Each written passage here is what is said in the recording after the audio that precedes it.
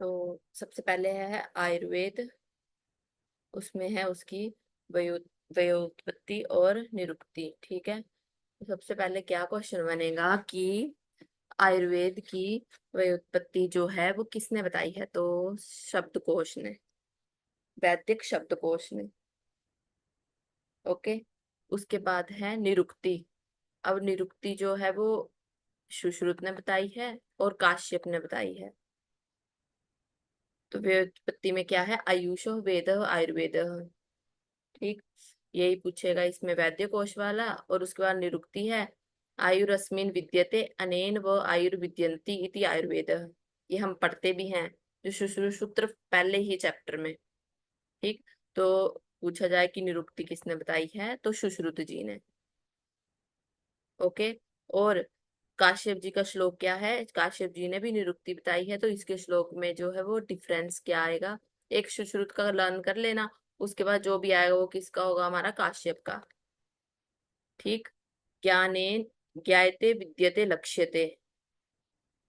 Okay, अब बच्चे होते हैं, बच्चे जो है वो खुद से अपने जो है वो लक्षण नहीं बता पाते। तो क्या है? विद्यते लक्ष्यते। मतलब ऐसे याद रख लेना, इधर लिखा है ना विदन्ते लक्ष्यते। उनमें जो है वो दांत नहीं होते, इसलिए वो अपना लक्षण नहीं बता सकते कि उनको क्या बीमारी हो रही है। ये सिर्फ लर्निंग लर्निंग पर्पस से है। ठीक है, तो विदन्ते लक्ष्यते। तो ऐसे कर लेना कि विदन्ते दंत और लक्षण, उनमें दांत नहीं होते, इसलिए क्या है वो अपने लक्षण नहीं बता पाते कि उनको क्या हो रहा है। उनको पेट दर्द हो रही है, उनको फीवर हो रहा है, वो सिर्फ क्राई करते हैं। ठीक है, तो ये किसका आ जाएगा? हमारा काश्यप का। अब क्वेश्चन ऐसे भी बनने लगे हैं, वो ऐसे पूछ लेंगे कि काश्यप ने जो है वो आयुर्वेद की निरुक्ति किस स्थान में बताई है। जैसे एमटी 2023 में आया था कि काश्यप ने जातहारणी का वर्णन किस स्थान में किया है? कल्प स्थान में, सिद्धि स्थान में, किस स्थान में? तो वैसे ही ये भी पूछ सकते हैं। वैसे इसका लिख लो, जातहारणी का वर्णन काश्यप ने किस में किया है? कल्प स्थान में। रेवती कल्प अध्याय है वहां पे। ठीक, कल्प स्थान में जातहारणी। तो कहाँ थे हम? निरुक्ति में। तो काश्यप जी ने निरुक्ति विमान स्थान में बताई है, और सुश्रुत जी ने आयुर्वेद की निरुक्ति जो है वो किस में बताई है? सूत्र स्थान में। उसके बाद परिभाषा आयुर्वेद की। तो हिता हितम सुखा दुखम आयुस्तस्य हिता हितम मानम च तच यत्रोक्तम आयुर्वेद स उच्यते। ठीक, तो पता है कि ये परिभाषा कहाँ बताई, किसने बताई है? चरक सूत्र 1 में। अगर श्लोक की फॉर्म में लिखा हुआ कि हिता हितम सुखा दुखम, अगर ये श्लोक लिखा हुआ कि इसका रेफरेंस कहाँ है, तो आंसर क्या लगेगा? चरक सूत्र फर्स्ट। पर अगर ऐसा लिखा गया कि इनका डिटेल हिंदी में वर्णन, श्लोक नहीं, हितायु के बारे में कंप्लीट बताया गया है, सुखायु के बारे में कंप्लीट बताया गया है। ठीक है, अगर पूछे कि श्लोक किस में है, तो पहले चैप्टर में, और हिंदी में कहाँ पे वर्णन है, तो आखिरी चैप्टर में, मतलब चरक सूत्र 30 में। श्लोक पूछे कि श्लोक in which chapter, then answer will be Charak Sutra 1। और अगर ये पूछे कि हिंदी में इसका वर्णन कहाँ है, तो चरक सूत्र 30 में। सूत्र स्थान में कितने चैप्टर है? 30। तो लास्ट का जो चैप्टर है उसमें। ओके, उसके बाद है व्यवहारिक परिभाषा। तो अब देखो क्वेश्चन कैसे बनेंगे। व्युत्पत्ति किसने मानी है, बताई है? निरुक्ति किसने बताई है? परिभाषा बता दिया, चरक ने जो है वो श्लोक पहले चैप्टर में बताया है, और हिंदी कहाँ पे है? आखिरी चैप्टर में। अब पूछेगा व्यवहारिक परिभाषा, श्लोक नहीं वो पूछेगा, ये पूछेगा कि किसने बताई है। श्लोक नहीं लर्न करना, तो भाव प्रकाश ने। व्यवहारिक, जो व्यवहार है वो व्यवहारिक परिभाषा आयुर्वेद की किसने बताई है? भाव प्रकाश ने। उसके बाद है प्रयोजन, आयुर्वेद का क्या प्रयोजन है? इसमें भी ये तो श्लोक सभी को लर्न रहता है। प्रयोजनम च अस्य स्वस्थस्य स्वास्थ्य रक्षणम आतुरस्य विकार प्रशमनम च। ठीक, प्रयोजन, ये श्लोक तो सभी को याद रहता है, तो वो कॉमन इधर से तो क्वेश्चन पूछेगा नहीं। क्वेश्चन कहाँ से पूछेगा? इसका वर्णन कहाँ पे किया गया है। ठीक है, तो ध्यान रखना, जो आयुर्वेद का प्रयोजन है, आयुर्वेद का प्रयोजन, उसका वर्णन चरक सूत्र 30 में किया गया है। आयुर्वेद के प्रयोजन का वर्णन चरक सूत्र 30 में किया गया है। और अगर पूछे, ये आयुर्वेद का प्रयोजन हमने किया, अब इधर है धातु साम्य क्रिया चोक्तम तंत्र, तंत्र प्रयोजनम, मतलब कि जो आयुर्वेद का जो तंत्र है, तंत्र का प्रयोजन कहाँ पे किया गया है।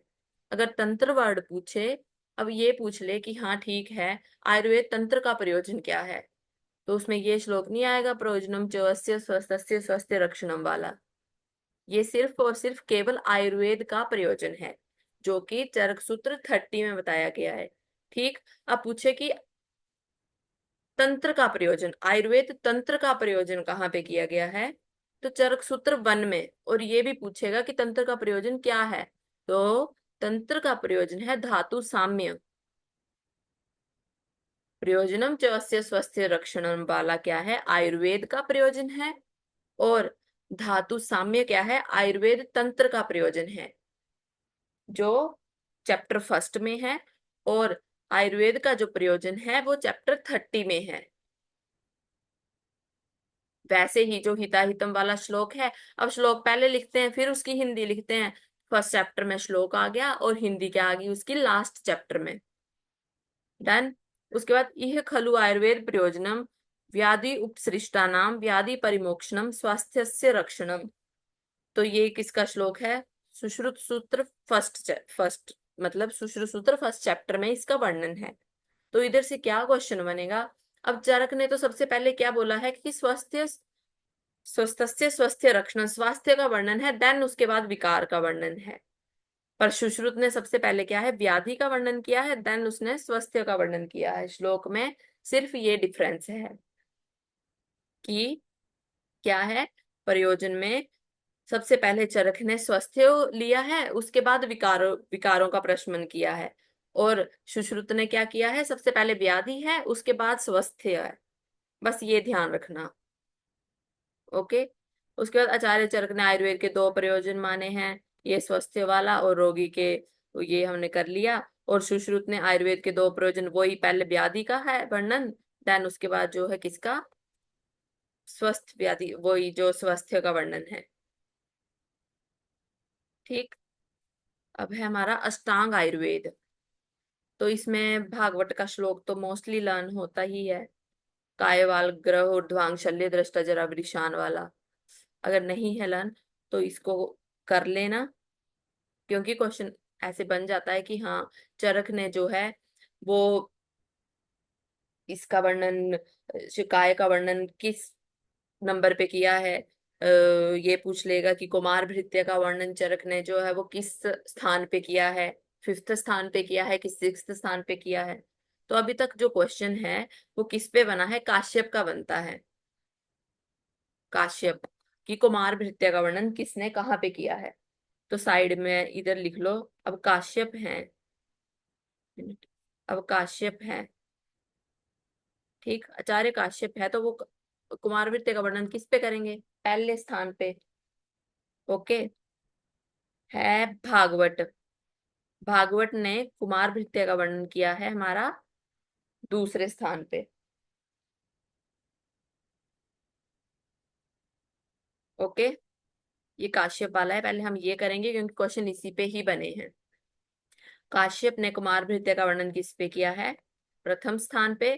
भागवत ने द्वितीय स्थान पे कुमार भृत्य का वर्णन किया है, देखो काय, और देन बाल मतलब दूसरे स्थान पे। उसके बाद है हमारा हरित, हरित ने वर्णन किया है फोर्थ, चौथे स्थान पे। देन है हमारा सुश्रुत, सुश्रुत जी ने किया है हमारा पांचवें स्थान पे।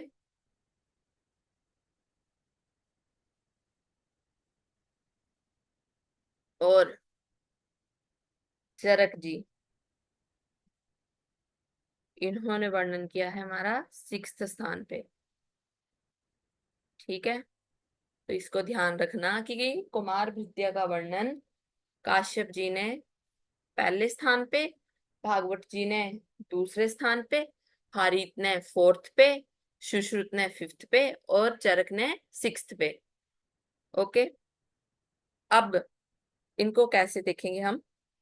देखो ये याद रखना है कि लास्ट में रसायन वाजीकरण ही होता है, तो पहले रसायन वाजीकरण तो सेवन्थ एट्थ में तो यही रहेगा। अब चरक है तो चरक काय चिकित्सा के कहा जाता है श्रेष्ठ है, चरके चिकित्सु। ठीक है, चिकित्सा स्थान चरक का श्रेष्ठ है, तो वो पहले काय चिकित्सा का ही वर्णन करेंगे। देखो काय, शलाक्य, फिर शल्य और सुश्रुत सर्जरी के बोले जाते हैं, तो पहले वो किसका करेंगे? शल्य का। शलाक्य सेम रहेगा और काय को कहाँ पहुंचा देंगे हम? शल्य की जगह। ठीक है, तो शलाक्य बीच में मिड रहेगा, इनका कन्वर्ट किस में होगा? अब चरक और सुश्रुत का पढ़ रहे हैं, तो चरक जो है वो चिकित्सक है, काय चिकित्सा जो है वो प्रथम पे रखेंगे, सुश्रुत सर्जन है, काय ये सर्जरी को पहले पे रखेंगे। तो चरक का क्या आ गया? काय चिकित्सा पहले पे, सुश्रुत का शल्य पहले पे। अब क्या किया हमने? सेकंड पे जो शलाक्य था वो हमारा मिड था। ओके, तो अब क्या रह गया? चरक का क्या शल्य थर्ड पे आ जाएगा और सुश्रुत का काय थर्ड पे आ जाएगा। ओके, उसके बाद है, ये तो हो गया, इसका कोड लिख लो चरक का। काशाश, काशाश विभु को समझा भी मैंने दिया है, समझा के करना होगा तो वैसे कर लेना, बाकी कोड भी लिखा दे रही हूँ। काशाश विभु को कुछ चीज देनी होगी तो, कि विभु नाम की किसी लड़के को, तो वो बोल रहे हैं काश उसको मिल जाती, काशाश विभु को क्या है वो चीज मिल जाती। काशाश विभु को किसका है? चरक का। अब इसको डिकोड करेंगे। क से क्या आ जाएगा? काय चिकित्सा। अब श से शलाक्य, शास है का शास। अब इसमें कंफ्यूज तो हो गए नहीं, अब क्या है? शलाक्य में शाह है ना कि शल्य में शाह है, तो ये तो कॉमन है, पता लग जाएगा। का शास से शाह से आ जाएगा शलाक्य, स से क्या आ जाएगा? हमारा शल्य। अब विभु को, बी से क्या आ जाएगा हमारा? विषकर वैरोधिक प्रशमन। विभू, भू से आ जाएगी भूत विद्या और क से क्या आ जाएगा हमारा? कुमार भृत्य। और जैसा कि मैंने बताया रसायन और वाजकरण क्या है? राष्ट्र में आ जाते हैं, सेवन्थ और एट्थ पे। अब सुश्रुत का भी सेम ऐसे ही है, तो पहले शल्य आएगा फिर शलाक्य। अब इसका इधर से कोड लिखना। कंबु का आगत, एक कुंभ होता है ना, कुंभ क्या होता है? कलश जैसा, उसमें क्या है? अगद जहर भरा हुआ है, ये कलश की जगह क्या बन गया? ठीक है, तो क्या है? कुंभ का आगत, कंभू का अगद। कुंभ को क्या बोल दिया? कंभू का अगद, कंभू का अगद। ठीक, तो पहले पे शल्य है, सुश्रुत सर्जरी में श्रेष्ठ है, तो ऑब्वियस है शल्य, जो पढ़ा बता दिया, मिड पॉइंट शलाक्य रखा था। नेक्स्ट हमने बना लिया कंभू का अगद। अब क से क्या आएगा हमारा? काय चिकित्सा। भ से क्या? भूत, भू से भूत विद्या। कंभू का, क से क्या आ जाएगा? कुमार भृत्य और अगध, कंबु का अगध, अगध तंत्र। और लास्ट में क्या? रसायन वाजीकरण, कंबु का अगध। ओके, उसके बाद है, लिख लिया? हो गया ना? Yes sir. उसके बाद है भागवत। भागवत का वो श्लोक कर लेना याद, इंपॉर्टेंट है, काय बाल ग्रह फर्स्ट ईयर में भी किया होगा। ठीक है, अब काश्यप का लिखो, इधर लिखा नहीं है। काश्यप का सबसे पहले लिखो कुमार, कौमार,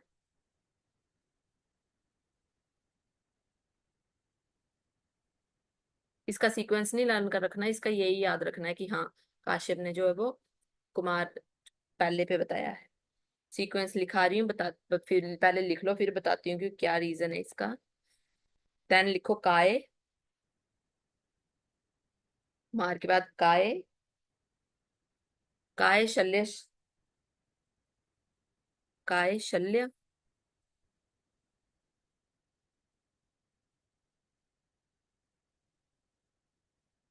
कुमार, काय, शल्य, फिर शलाक्य।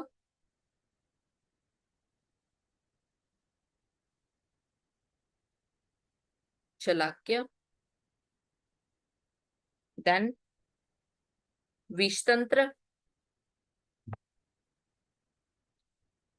कुमार, काय, शल्य, शलाक्य। कुमार, काय, शल्य, शलाक्य, फिर विषतंत्र। विषतंत्र, उसके बाद है भूत विद्या।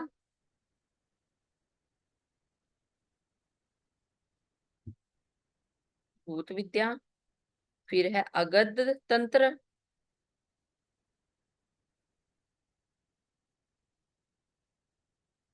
फिर क्या है हमारा अगध तंत्र।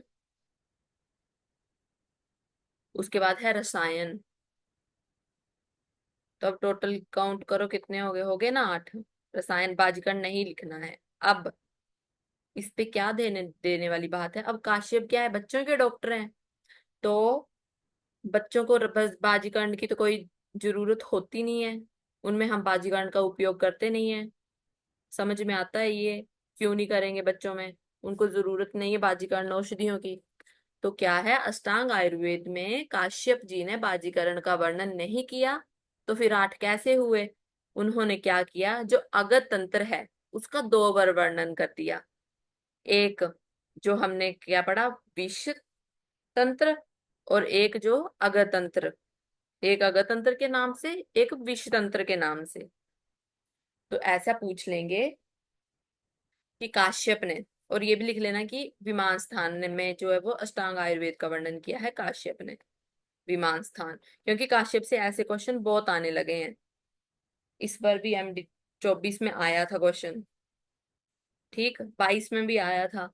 तो काश्यप ने विमान स्थान में अष्टांग आयुर्वेद का वर्णन किया है।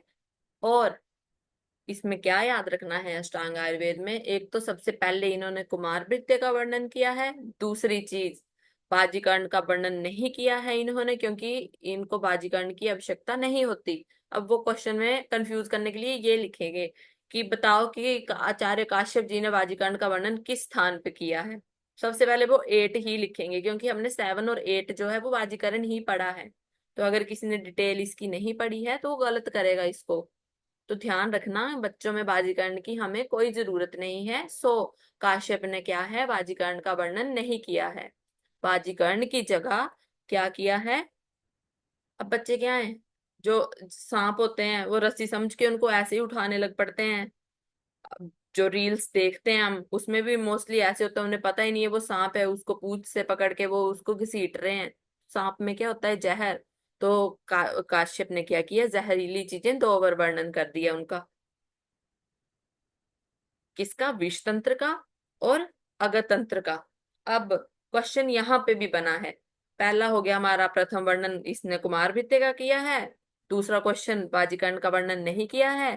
तीसरा क्वेश्चन, अगध का वर्णन 2 बार किया है, एक विषतंत्र नाम से, एक अगतंत्र नाम से।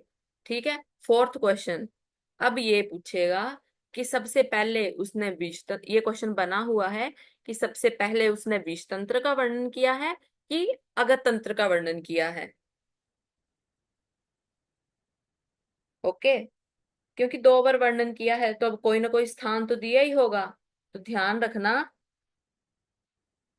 कि 5th स्थान पे, 5वें स्थान पे उन्होंने विषतंत्र का वर्णन किया है, और 7वें स्थान पे उन्होंने अगतंत्र का वर्णन किया है।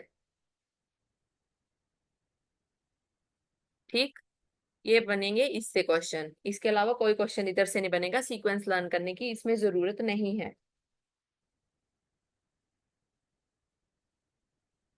अब हारीत के मैंने लिखा है, उसने काश्यप का क्या है वर्णन, जो कुमार भृत्य का वर्णन है 4th पे किया है। इसका भी सीक्वेंस लिखा देती हूँ, लर्न नहीं करना। जस्ट कि पता हो कि किस पे क्या क्या है। रिवीजन करते टाइम जो है वो आंखों से हर चीज जानी चाहिए। तो इसका लिखो पहले, शल्य,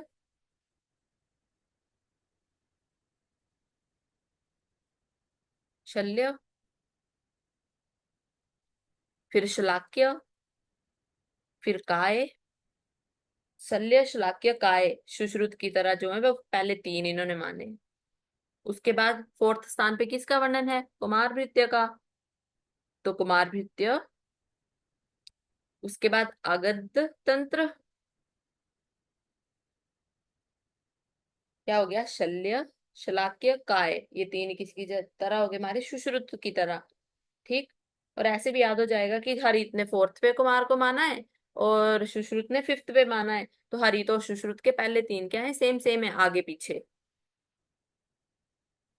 तो शल्य श्लाक्य काय, फोर्थ पे हरित, फिफ्थ सॉरी फोर्थ पे बाल, कुमार भृत्य जो है, और फिफ्थ पे अगतंत्र, सिक्स्थ पे भूत विद्या, और सेवंथ एट क्या रहेंगे हमारे? वही रसायन वाजीकरण। इसका सीक्वेंस नहीं लर्न करना, ओनली जस्ट कि कुछ छूटना नहीं चाहिए। कभी डिटेल में आ ही गया तो पता होना चाहिए इसके बारे में भी कि सुश्रुत की तरह है। बस फोर्थ पे क्या है? कुमार भृत्य का वर्णन हरित जी ने किया है। ओके। अभी तक ऐसा कुछ भी नहीं जिसमें मेहनत करने की जरूरत पड़े। उनके ट्रिक्स हो गए, काश्यप में बता दिया किस पे क्वेश्चन बनेगा। हरित का सिर्फ ये याद रखना है कि फोर्थ पे उन्होंने कुमार भृत्य का वर्णन किया है। अब एक और लिखो, राजनिघंटु। राजनिघंटु ने क्या किया? जो अष्टांग आयुर्वेद है, जो अष्टांग आयुर्वेद है, उसकी दो चीजें नहीं मानी। राजनिघंटु ने, राजनिघंटु, ठीक, अष्टांग आयुर्वेद की दो चीजें नहीं मानी। कौन कौन सी नहीं मानी? एक शलाक्य तंत्र और एक बाजीकरण। राजनिघंटु ने दो चीजें नहीं मानी। कौन कौन सी? एक शलाक्य, ठीक, और एक क्या है? बाजीकरण।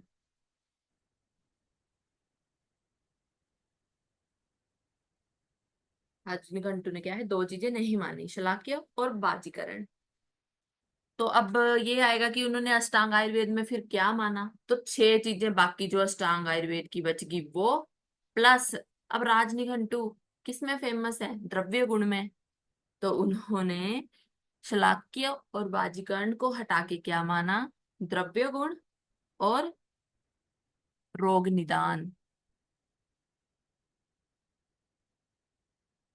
द्रव्य गुण और रोग निदान।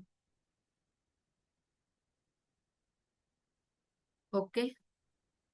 देखो, एक और जब लिखोगे नोट्स में एडजस्ट करके एक ही जगह पे लिखना। फिर बाद में होता है हमारा वो छूट गया, ये सही था, छूट गई, वो छूट गई। हमने हर पेज को ऐसे पढ़ना है कि सारा मटेरियल एक में ही हमारा क्या हो जाए? इकट्ठा।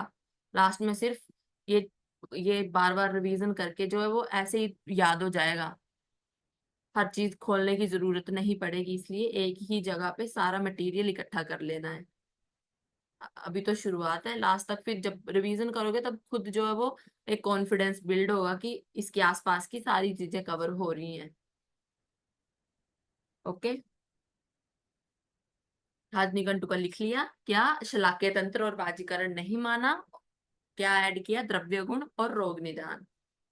ठीक। उसके बाद है आयु। तो निरुक्ति बताई है, आयु इति जीविति कालः, कुछ खास नहीं। परिभाषा, शरीर इंद्रिय सत्व आत्मा संयोगोधारी जीवितम नित्य आयु अनुबंधश्च प्रायर आयु उच्यते। ये भी श्लोक पढ़ा होता है। अब क्या है? चरक सूत्र वन में क्या है? इसका वर्णन है।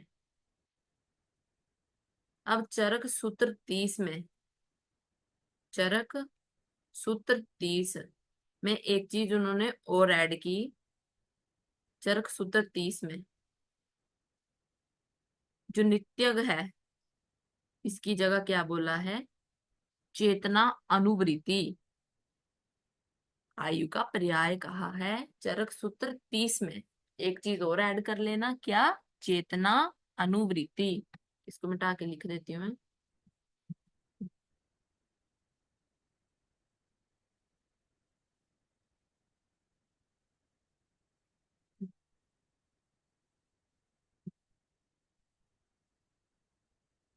क्या आएगा हमारा? चेतना,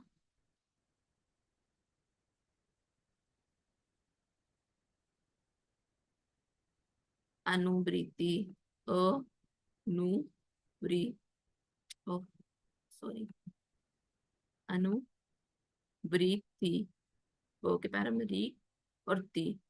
ठीक। तो ये कब ऐड हुआ है हमारा? चरक सूत्र 30 में। इस पे ध्यान देना। ठीक है, हो गया ये भी हमारा। उसके बाद है पर्याय। अच्छा, इधर लिखा तो है आगे, इधर देखो। धारी, जीवित, नित्य, अनुबंध प्लस चेतना, अनुवृत्ति किस में ऐड हुआ हमारा? चरक सूत्र 30 में। ठीक। अब उसके बाद है काल के भेद।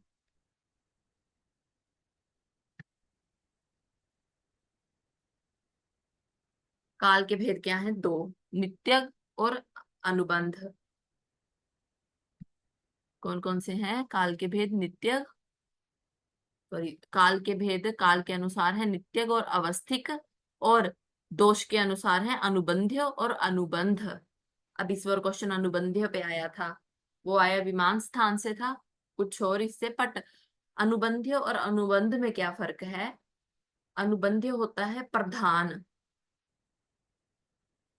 और अनुबंध होता है अप्रधान।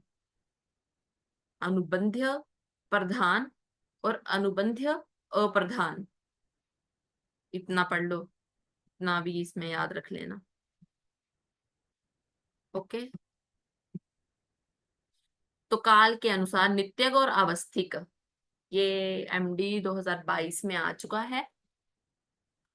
कालो ही नित्यक अवस्थिक, नित्यक और अवस्थिक काल के अनुसार, और दोष के अनुसार अनुबंध्य, अनुबंध्य और अनुबंध। ओके। उसके बाद है आयु के प्रकार। हितायु, अहितायु, सुखायु, दुखायु मैंने बता दिया, श्लोक जो है वो पहले इसमें है, और बाकी चीजें काव्य हैं जो हिंदी में पूछे जाए लास्ट में है। अब सुश्रुत ने भी आयु के प्रकार बताए हैं, तो हम ये तो कर देंगे कि चरक के आयु के प्रकार कौन कौन से हैं? चार, हितायु, अहितायु, सुखायु और दुखायु। अब सुश्रुत ने कितने बताए हैं और किस चैप्टर में बताए हैं? देखो, जो चरक सूत्र है उसके 1 से 30 तक हर एक चैप्टर का नाम याद करना है। जैसे जैसे चैप्टर होता जाएगा, चाहे साथ साथ में चैप्टर का नाम भी याद रखना है। ठीक है। वैसे ही सुश्रुत में कुछ चैप्टर हैं जिनके नाम याद रखने हैं, सभी के नहीं, जहां से रेफरेंस क्वेश्चन बनते हैं। अब आयु के प्रकार सुश्रुत ने कितने माने हैं? दीर्घायु, मध्यम आयु और अल्पायु। ओके। अब ये पूछेंगे किस सूत्र स्थान के? 35th चैप्टर में, जिस चैप्टर का नाम क्या है? आतुर उपक्रमणीय। लिख लो, आतुर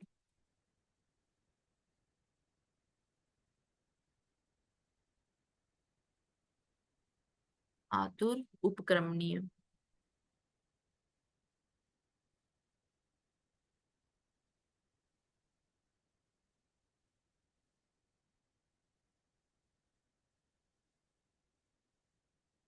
आतुर उपक्रमणीय। ओके। अब नेक्स्ट क्या है? हितायु, सुखायु, दुखायु के लक्षणों का वर्णन चरक सूत्र के अर्थे दश महामूल्य। ठीक। लक्षणों का वर्णन हिंदी में, श्लोक पहले स्थान, पहले चैप्टर में आ गया, सूत्र फर्स्ट में। और हिंदी मतलब लक्षण का वर्णन कहाँ है? अर्थे दश महामूल्य, जो कौन सा चैप्टर है? चरक सूत्र 30, 30th जो चैप्टर है उसमें इसका वर्णन है। ओके। अब इसको जो है वो अच्छे से कर लेना, इतना ही रखेंगे आज। देखो, ये बेस है, जो क्रिया शरीर है और रचना शरीर है। क्रिया शरीर में हमारी जो चरक है वो कंप्लीट होती है, रचना शरीर में क्या है? हमारा सुश्रुत कंप्लीट होता है। सो अगर इनको भी अच्छे से कर लोगे, जो सब्जेक्ट रहेंगे हमारे पहले 4 सालों के, साथ में मॉडर्न और जो जीके रहेगा, इसको भी अच्छे से कर लोगे, तब भी जो अच्छा स्कोर हो जाता है। संहिता तो करेंगे ही, कि कोई भी डाउट ना रहे, पर इसको भी अच्छे से कर लोगे, विद विद जो मटेरियल लिखा रही हूँ उसको ऐड करके, उसके आसपास की सारी चीजें लिख के, आराम से पेपर जो है वो निकल जाता है विद गुड रैंक। सो अच्छे से पढ़ना, अभी जो है वो लापरवाही बिल्कुल मत करना। ओके।